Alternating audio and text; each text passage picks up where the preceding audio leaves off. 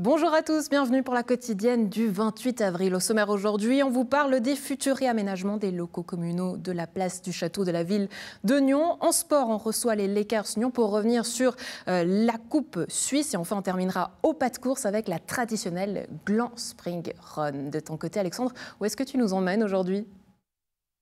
Salut Andrea, eh bien, je suis dans une galerie, la galerie Spierstra, avec son fondateur Willem Spierstra. Bonjour. Bonjour. Merci de nous accueillir ici à Bursin. Alors tu vois, derrière moi, Andrea, ce sont des graphes, autrement appelés des tags.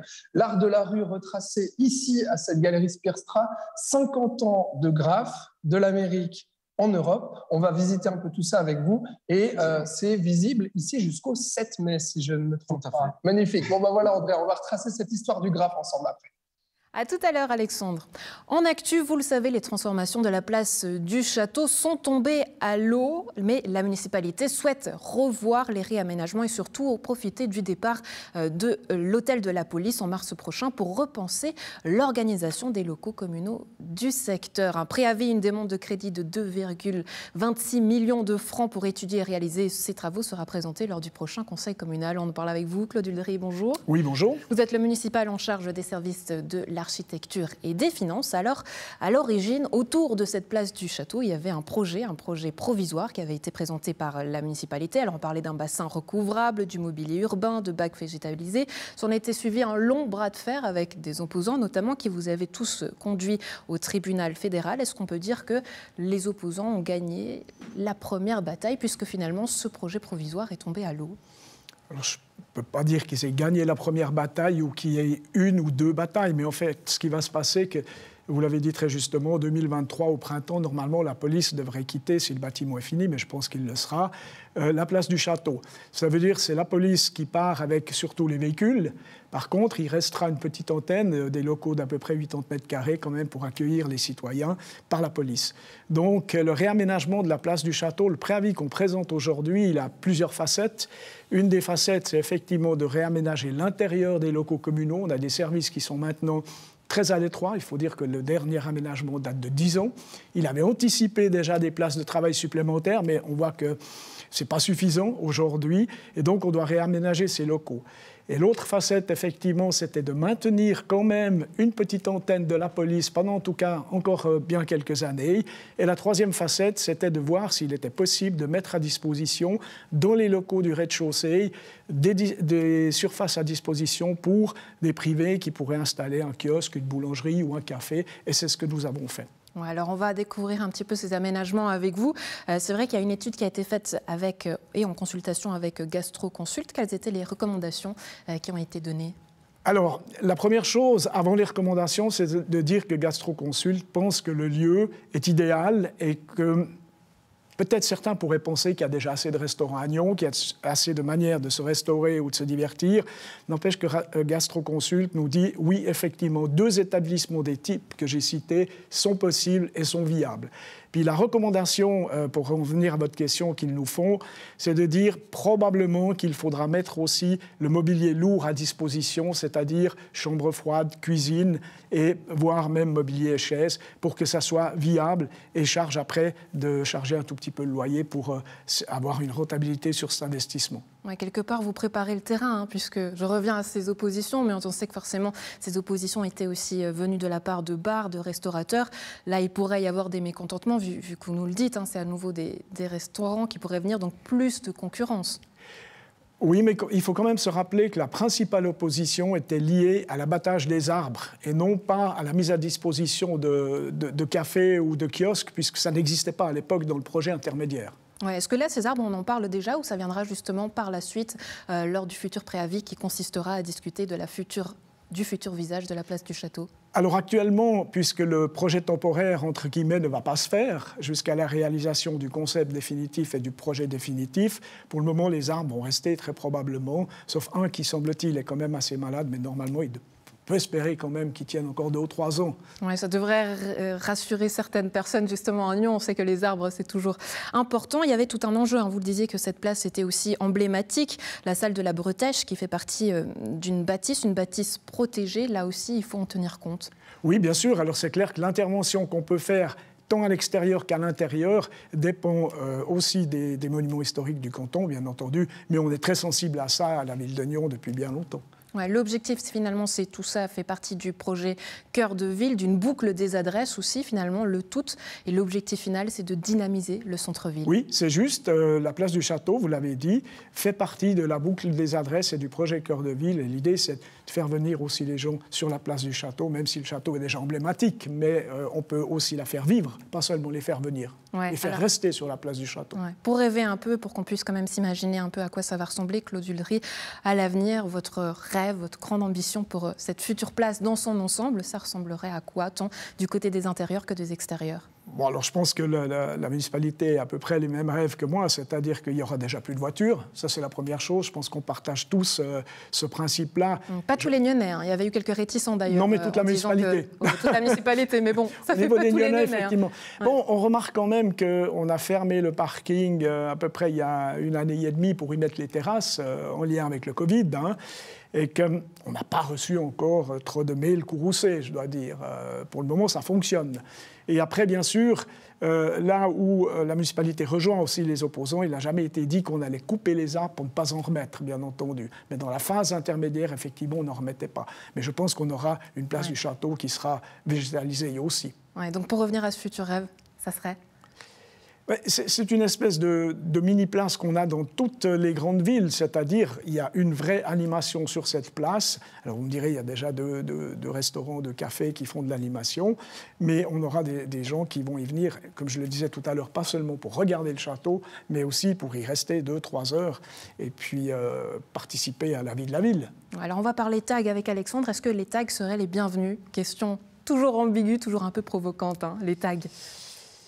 Alors écoutez, vous me posez une colle, parce que mettre des tags sur un bâtiment historique, il n'y a que des bâtiments historiques sur la place du château, donc il faudrait imaginer un mur qu'on construirait pour mettre des tags. Ouais, certains, on parle comme des œuvres d'art intégrées. Est-ce que ça pourrait correspondre à votre définition? Alors, je répète ce que j'ai dit, construire un mur puis faire une œuvre d'art intégrée, oui.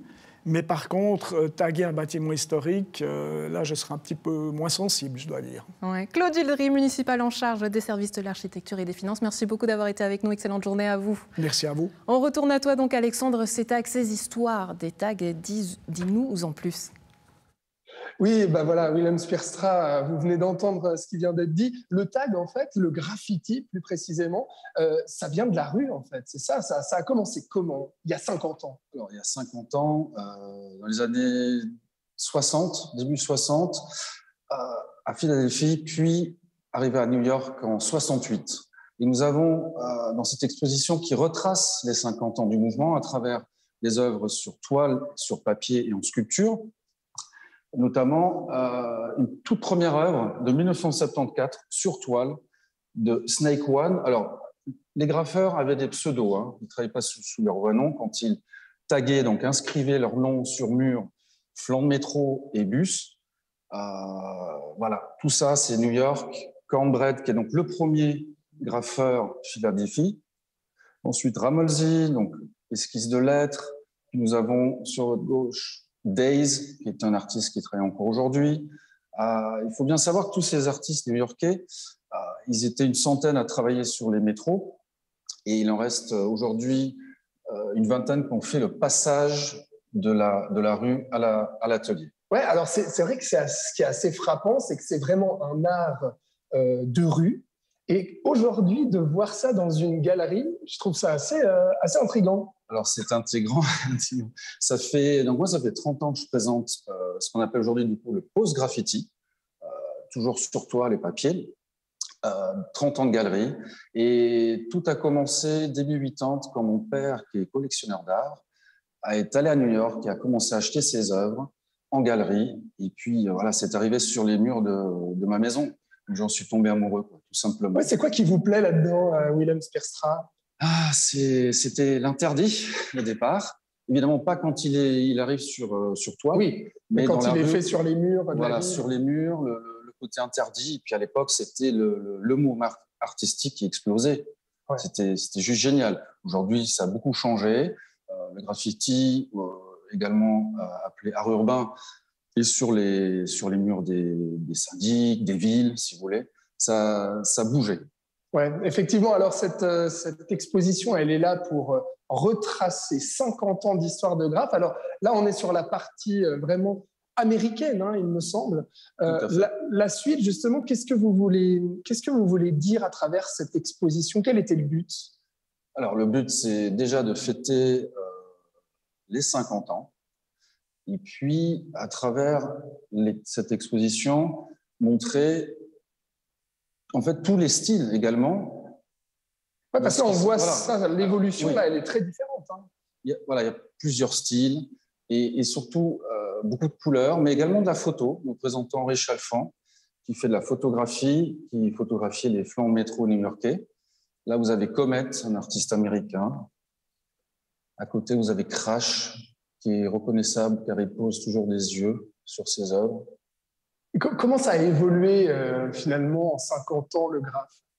Alors, c'était un mouvement au tout début qui n'était pas du tout reconnu, même au sein des galeries d'art et des musées. Mais aujourd'hui, on ne reconnaissait pas ça comme de l'art, en fait. Hein. Alors, tout à fait, c'était du vandalisme.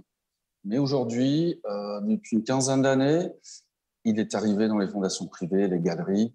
Et puis, depuis 30 ans, j'œuvre évidemment pour ce mouvement. Je ne suis pas tout seul. C'est quoi qui a permis, en fait, que ça devienne un art reconnu? Alors, à travers le public qui l'a accepté, et puis les collectionneurs également qui ont acheté directement dans les ateliers des artistes, au sein de nos galeries. Voilà, c'était long, hein, c'est long, c'est pas fini, mais on y arrive. Voilà. Alors là-dessus, pour terminer le chapitre américain, qu'est-ce que vous vouliez nous dire sur ces pièces? On voit des trains. Hein. Voilà, alors c'est ce qui reste. Hein. Il reste des photos. Là, vous avez 4 photos de l'artiste photographe Henri Chalfant qui par passion, photographiait les trains new-yorkais. Et du coup, ces œuvres me permettent de les exposer au grand public, mais également bientôt dans les musées, puisque c'est tout ce qui reste. Alors voilà un petit peu pour la période américaine. Et puis donc, voilà, hein, le graffiti, un art purement américain, né dans les banlieues américaines, et qui au final, on va le voir dans la deuxième partie de cette exposition avec vous, s'est exporté en Europe et en Suisse, et on va voir la réappropriation que l'Europe en a faite avec vous, Willem Spierstra. Tout à l'heure, Andrea. À tout à l'heure, Alexandre. On passe au sport. La première équipe du Nyon Football Club a disputé la Coupe Suisse le week-end dernier à La Chaux-de-Fonds. Ils ont terminé 4e en demi-finale. On reçoit aujourd'hui Jérémy Estevez. Bonjour. Merci beaucoup d'être avec nous, accompagné de Vincent Simonin. Bonjour. Bonjour. Merci d'être avec nous. Alors, on va revenir sur cette Coupe Suisse avec vous. Déjà, Vincent, pas trop déçu de ne pas y avoir participé? Oui, très déçu. C'était effectivement le week-end passé. Je me trouvais en vacances, des vacances que j'avais prises depuis un moment. Et je suis très déçu parce qu'on sortait d'un match de play-off qu'on a perdu contre Lausanne. Et puis il y avait tout de suite la Coupe Suisse qui suivait le week-end d'après. Et ça aurait pu permettre de repartir sur de bonnes bases et se remettre en confiance après cette défaite. Malheureusement, j'ai dû laisser l'équipe y aller. Et puis ils se sont quand même très bien débrouillés. Ouais, vous avez l'habitude de cette Coupe Suisse, mais qu'est-ce que ça fait d'y participer? Oui, c'est toujours spécial, surtout que ça fait un moment qu'on n'était pas arrivé en demi-finale. Je pense que la dernière fois, c'était en 2014. Donc, depuis qu'on est en Liga, on a une équipe plus compétitive. Donc, ça fait plaisir de retrouver des équipes de grand niveau. Ouais, alors, par rapport aux autres équipes, vous étiez ce qu'on appelle des outsiders. Alors, on peut citer, il y avait Genève, Val-de-Rue, mais aussi La Chaux-de-Fonds. Est-ce que c'est pas facile de rivaliser contre ces équipes-là? Oui, alors je dirais que c'est pas facile, mais avec un peu de travail, on va y arriver. Je pense qu'on est encore un cran en dessous, mais on fait tout pour pallier aux... Ouais. Sur quels aspects il faut travailler encore, justement, selon vous?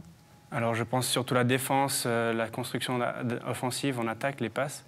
Mais en général, on n'est pas si loin.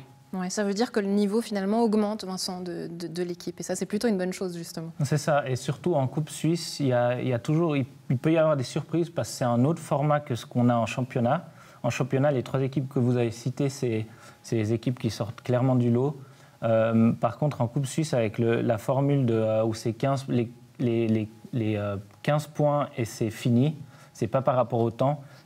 On aurait eu beaucoup plus de chances pour justement pouvoir rivaliser parce que ça dépend de tellement peu de choses, ça peut aller très vite.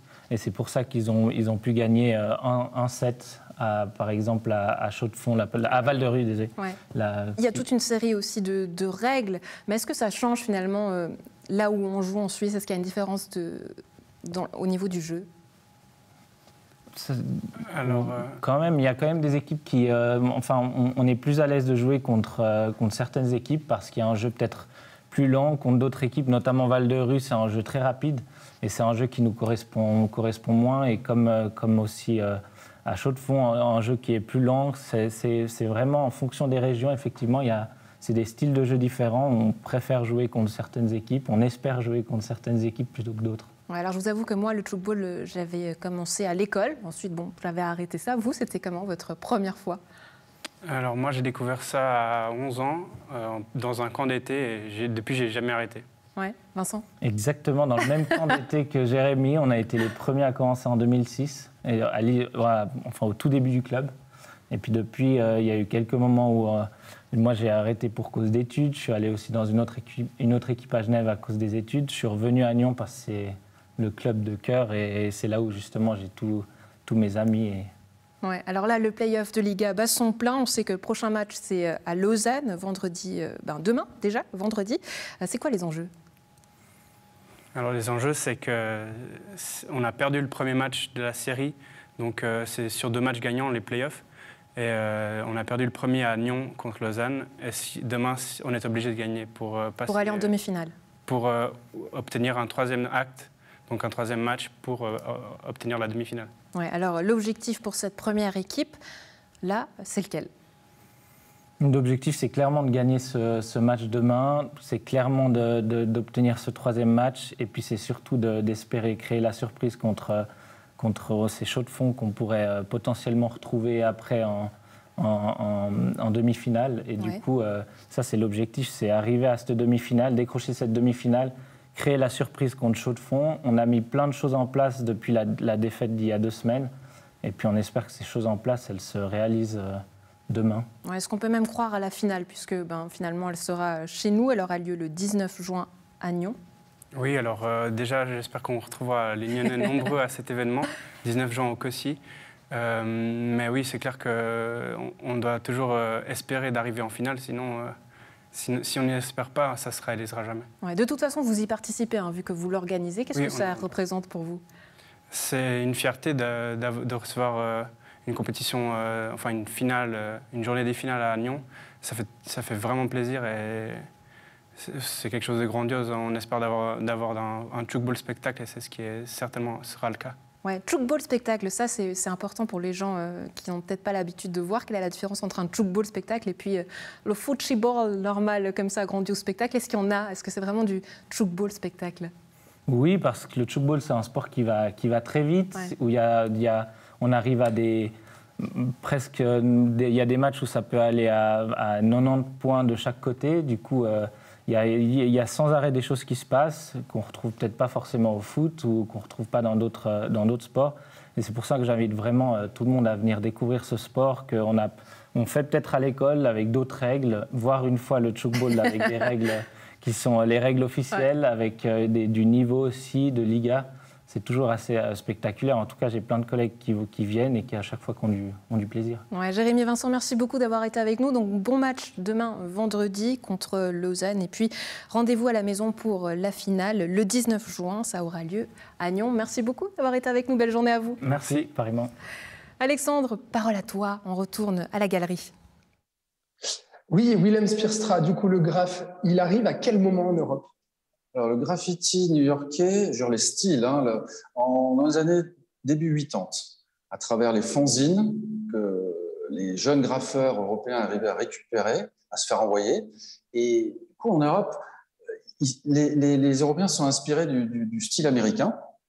Notamment, évidemment, vous avez ici Stoed, un artiste allemand, qui travaille la lettre, plutôt simple, mais il exprime souvent des messages, des citations. Ici, ceci s'appelle Original Gangster.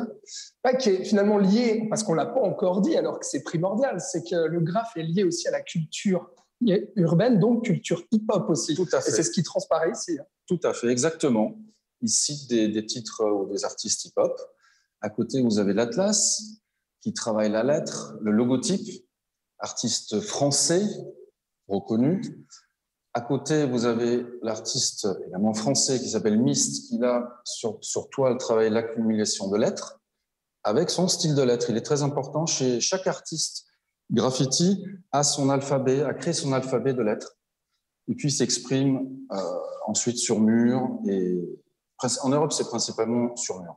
Ouais, et comment l'Europe se réapproprie cette culture américaine? Comment est-ce que l'Europe injecte un peu de sa propre culture là-dedans? Alors oui, ça c'est une très bonne question. Ça s'est fait tout doucement. Hein. Ça a mis une dizaine d'années à ce que les artistes aient vraiment leur propre style. Ouais, donc c'est effectivement là on voit du graphe sur toile. C'est vrai qu'on n'a pas l'habitude en fait de voir ça. Alors là, ce que vous filmez là, c'est Ray Muroff. On voit qu'il n'y a pas de graffiti dans ces œuvres. Ils sont passés du graffiti à l'abstrait. Hein. Ça, c'est pour la plupart. On verra dans la sélection des artistes suisses, la plupart sont devenus abstraits. Et pour rester en Europe, il me semble que cette toile-là a une valeur particulière à nos yeux. Oui, comme tant d'autres, mais celle-ci, voilà, c'est une collaboration entre les artistes français Fafi, qui est une graffeuse du côté de Toulouse, et puis de Tilt, qui est un superbe artiste. Et ça fait 30 ans qu'ils travaillent. Hein. La plupart des artistes, les Américains, ça fait une 50aine d'années qu'ils sont là, évidemment, et les Français, ça fait 30 ans. Donc, ça passe vite. Ouais, c'est ça fait 30 ans, et pourtant, on a l'impression que le graphe est encore tout jeune. Et alors, on va aller en Suisse, justement. Allons-y. Alors, à quel moment ça arrive en Suisse, le graphe? Alors, pareil, dans les années 80. Hein. Dans les années 80. Et est-ce qu'il y a une particularité? Alors, voilà, je vais ici vers la Suisse. Est-ce qu'il y a une particularité au graphe suisse? Alors, le graffiti suisse a son style, mais c'est un peu long à expliquer aujourd'hui. On serait trop technique. Oui, c'est technique. Là, on parle technique, mais chaque pays européen avait son style de lettrage graffiti et aussi de couleurs qu'ils employaient.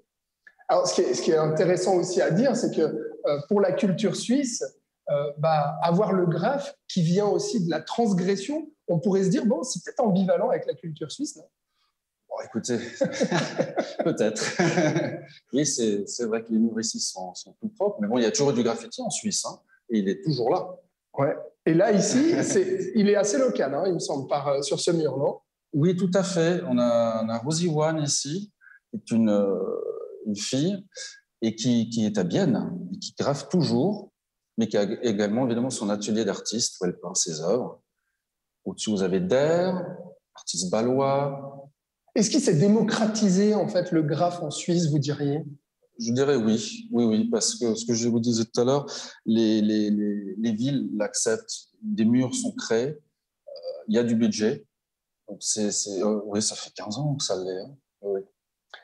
Et vous, Willem Spierstra, est-ce que vous en faites du graphe? Non, je n'en fais pas. Vous n'avez jamais tenu une bonbonne dans vos mains? Vous n'avez jamais eu l'envie de taguer un mur? Non, pas vraiment, mais écoutez, on peut y aller si vous voulez, on peut essayer tous les deux. On pourrait s'y mettre. Bon, en tout cas, je vous remercie beaucoup de m'avoir accompagné dans cette visite ici, à travers 50 ans de graphe, je le répète, à la Galerie Spierstra, c'est à Bursin, et c'est à voir jusqu'au 7 mai. C'est ça, vous êtes ouvert quel jour? Alors, les vendredis et les samedis, de 14h à 18h, mais également sur rendez-vous. Ah bah très bien, donc il suffit d'aller sur Internet, galeriespierstra.net. Tout à fait. Merci beaucoup, Willem. Bonne journée. Et puis, Andrea, je t'invite à aller voir le graphe. D'ailleurs, tu as déjà graffé, toi, avec une bonbonne sur un mur ou pas? Alors non, j'ai jamais graffé, mais par contre, il y a un glandois très connu qui fait du graphe, Mathieu Glaire, vu que vous êtes glandois. Est-ce que vous vous rappelez de son nom? Parce que moi, j'ai un blanc maintenant. C'est Sid, voilà, qui est bien connu de la région. Donc, on lui fait un petit coucou. Merci, Alexandre. Bonne journée. Mathieu Glaire, bonjour. Merci beaucoup d'être avec nous. Vous êtes responsable et délégué sport vous êtes délégué pour le sport et la santé pour la ville de Gland, j'y arrive. Merci beaucoup d'y être avec nous. Alors, on va parler avec vous de la Gland Spring Run, une manifestation traditionnelle maintenant, déjà 4e édition. De retour ce dimanche 1er mai, enfin dans des conditions normales. Voilà, exactement. On se réjouit de cette édition sans clauses sanitaires à respecter et tout, puis d'accueillir les nombreux sportifs et visiteurs pour cette course. Alors, cette année, une nouveauté. C'est quoi? Voilà, nouveauté. Alors, il y a 2 nouveautés. Il y a le marché de Gland qui sera présent, donc on fera un pré-marché. Donc la population de Gland pourra venir acheter 2-3 choses et aussi se restaurer sur place pour les sportifs et les visiteurs. Donc ça, c'est aussi très agréable. Et puis l'autre nouveauté, c'est pour les sportifs, pour les petits, pour les enfants, pour le parcours des 2 km qui va être modifié.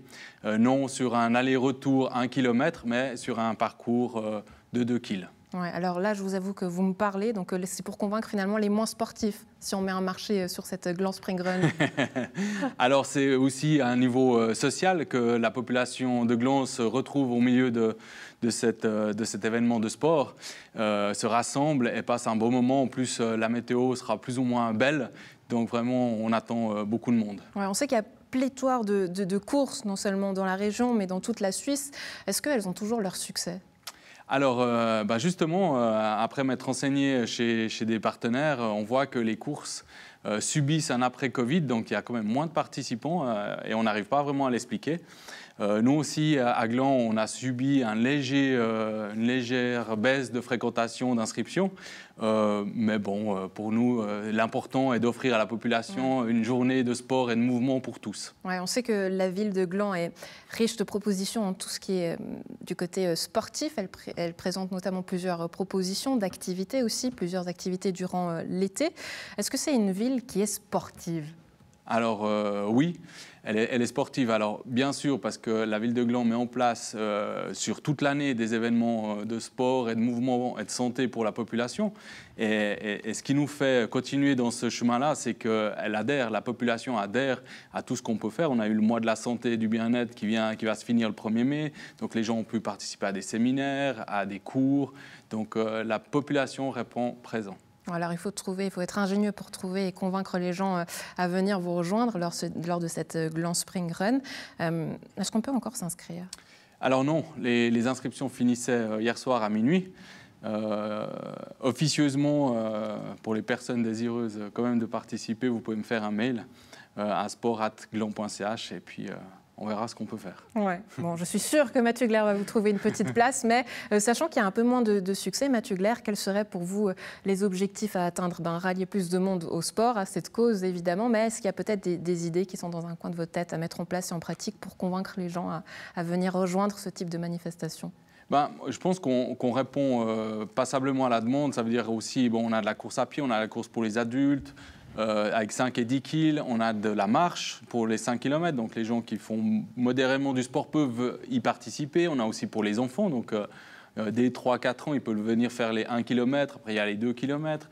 Donc là, on répond déjà passablement à la demande, mais après, ce qu'on peut imaginer, et on l'a fait déjà avec le pré-marché de Gland, c'est vraiment une journée de manifestation dans sa globalité avec du sport, des animations, de la restauration, et ça, je pense qu'on va gentiment y arriver en 2023. Ouais, rendez-vous donc ce dimanche 1er mai pour la Gland Spring Run. Rendez-vous à 10h30 ? Voilà, pour la reprise des dossards, 10h30, 12h30 et première course avec les enfants à 13h. Mathieu Glaire, merci beaucoup d'avoir été avec nous. Excellente journée à vous. Au revoir. C'est tout pour aujourd'hui. La quotidienne, c'est terminé. Bon week-end à tous. On se retrouve à partir de lundi.